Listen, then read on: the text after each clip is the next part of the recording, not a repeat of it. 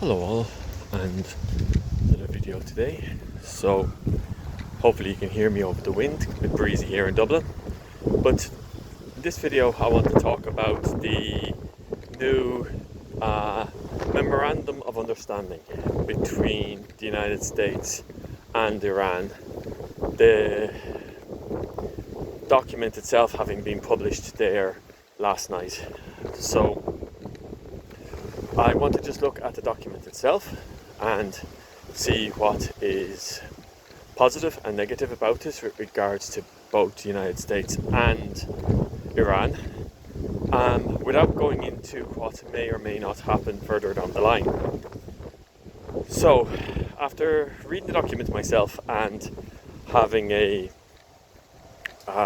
listening to and reading some analysis of it, this document doesn't seem to be very good for the American side, in my opinion.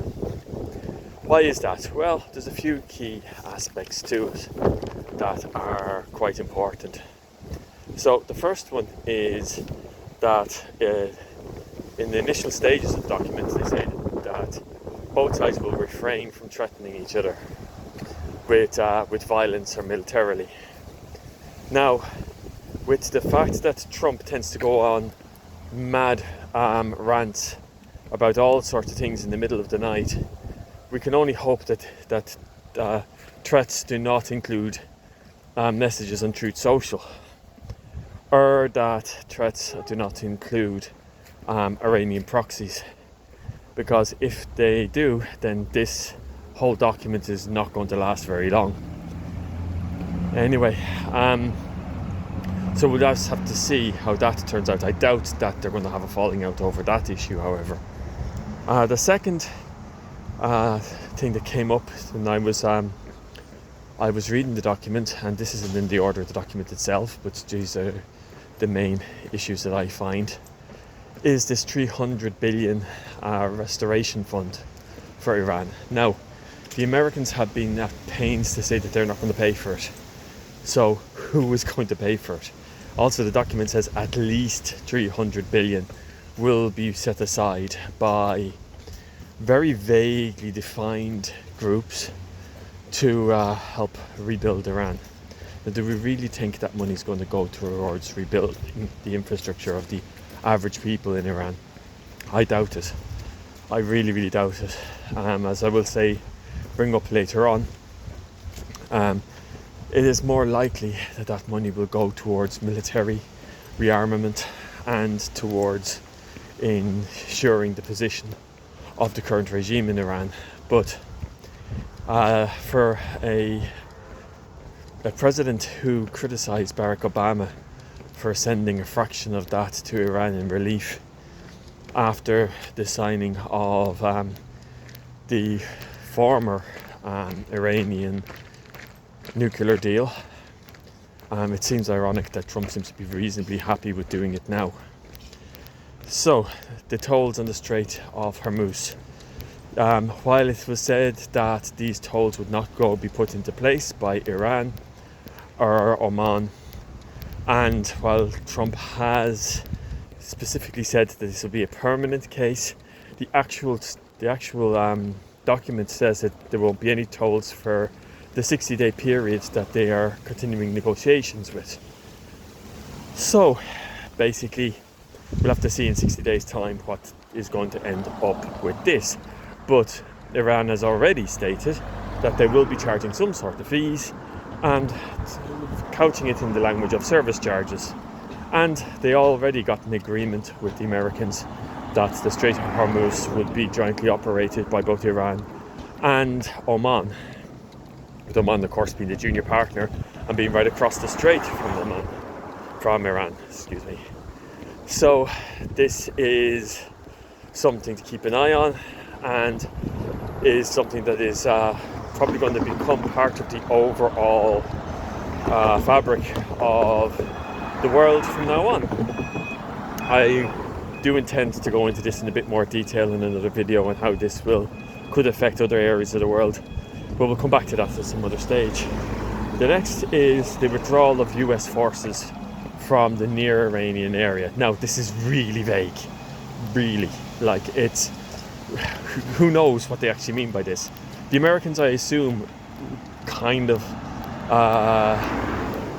take it as being the withdrawal of their navy from the area and the withdrawal of bombers from flying into Iran and bombing the living daylights out of it.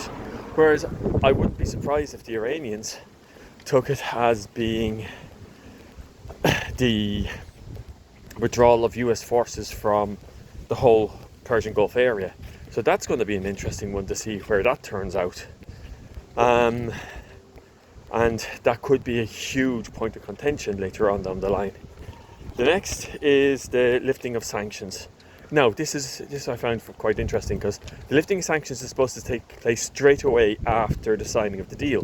The sanctions involved could amount up to about $100 billion. So is this $100 billion going to be part of the reconstruction fund, or is this something separate? Who knows? But again, if you lift sanctions off Iran, like, why were the sanctions put there in the first place? It was to try to force the Iranian regime to act responsibly, to act in the best interests of their people, and not to destabilise the region. And now, thanks to Trump's war, they're lifting them.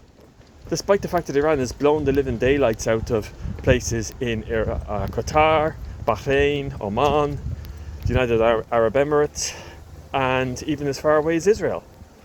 And Cyprus as well, through their proxies.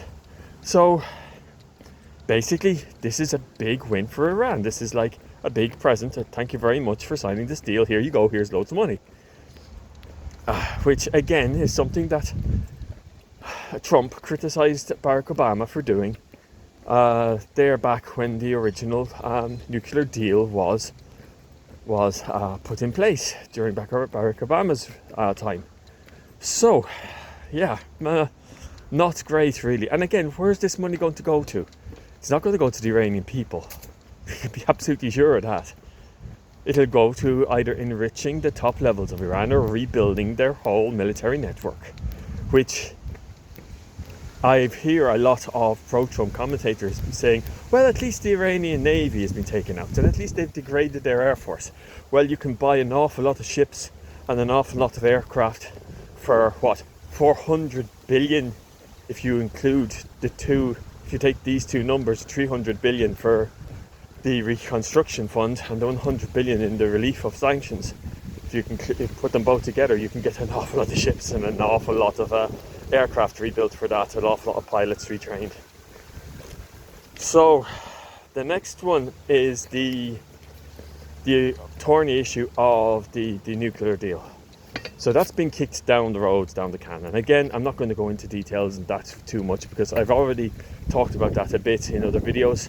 And I want to see how that turns out. But there is one thing that really struck me, and has struck other commentators on this, that in the original deal, they maintained that Iran would not pursue nuclear weapons and would not buy nuclear weapons. Now, they reiterated this. In other words, they are restating the facts that they've already made and the commitments that they already made in the original deal.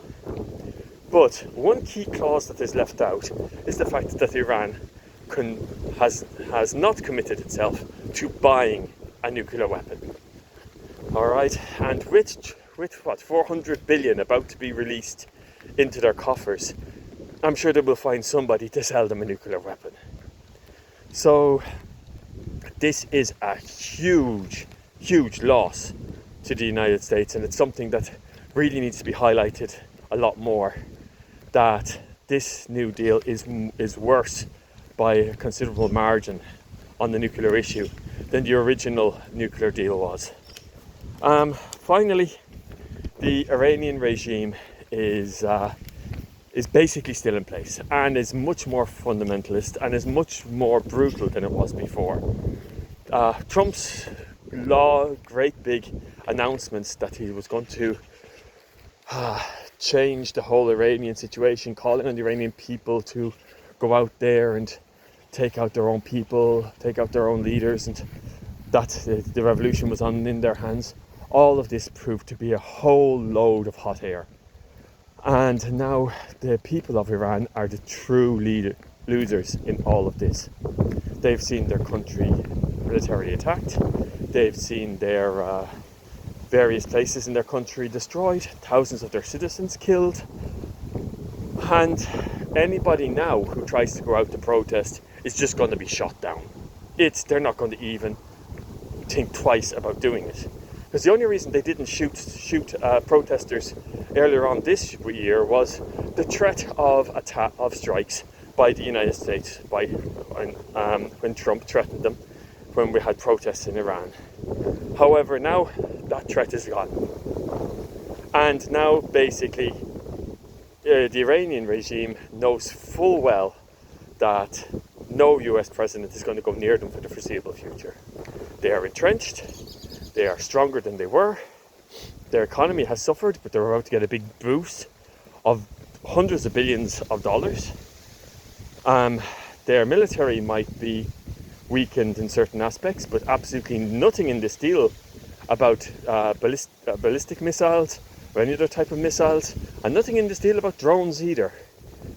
They have tried and tested a new tactic which has worked very, very well, which you could argue makes sure that Iran doesn't get a nuclear weapon, because why would they need one now when they know full well that they can just block the strait anytime that they get into a big disagreement with some other power in the world, and that would cause most powers to basically back down.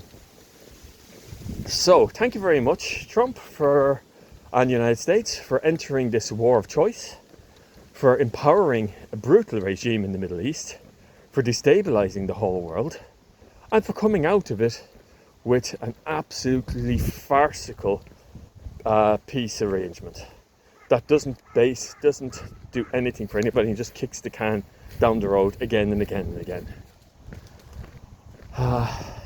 We can only just hope that somebody somewhere will learn some lessons from this.